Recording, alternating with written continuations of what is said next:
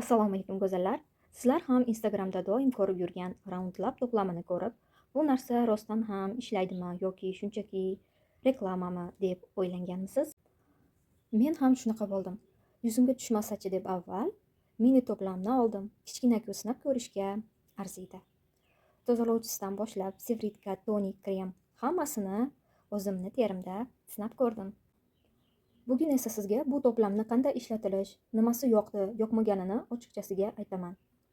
Ayniqsa yoz uchun juda kerakli bo'lgan quyoshdan himoyalovchi SPF kremni ham ko'rsatib o'taman.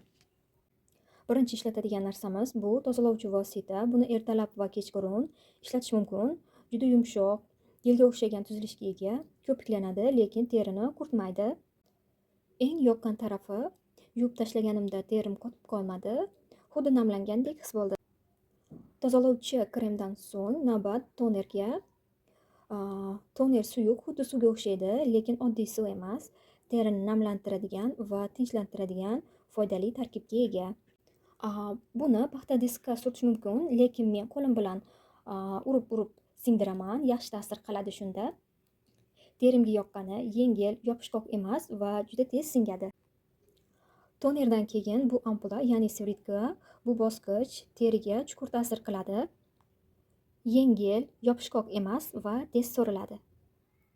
Menga yoqqan tomoni, qavatlab surtganda ham teri nafas olgandek his qiladi. Ertalab va kechqurun ishlatish.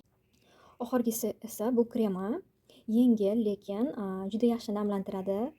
Surtgandan keyin terimda yog'li yoki yopishqoqlik his qolmadi. Men kechqurun surtaman. Ertalab terim yumshoq va yirtillab turgan bo'ladi.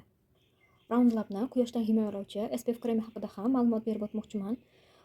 Bu kosmetikani ishlatgan bo'lsangiz ham, bo'lmasangiz ham quyoshdan himoyalash har doim kerak. Kremni surtganimda terim xuddi namlanuvchi krem surtgandek yumshoq bo'ldi. Ayniqsa makiyaj ostida zo'r turdi. Sirpanmaydi, qavat hosil qiladi. Bu Roundlab kichik versiyasi menga juda yoqdi. Yengil, yopishqoq emas, terimni bezovta qilmadi. Ayniqsa quruq yoki sezuvchan terilar uchun yaxshi ta'sir qiladi. Sinab ko'rmoqchi bo'lsangiz, siz ham men kabi kichkinasidan boshlashni tavsiya qilaman. Video yoqqan bo'lsa, like bosing va obuna bo'ling. Rahmat hammaga.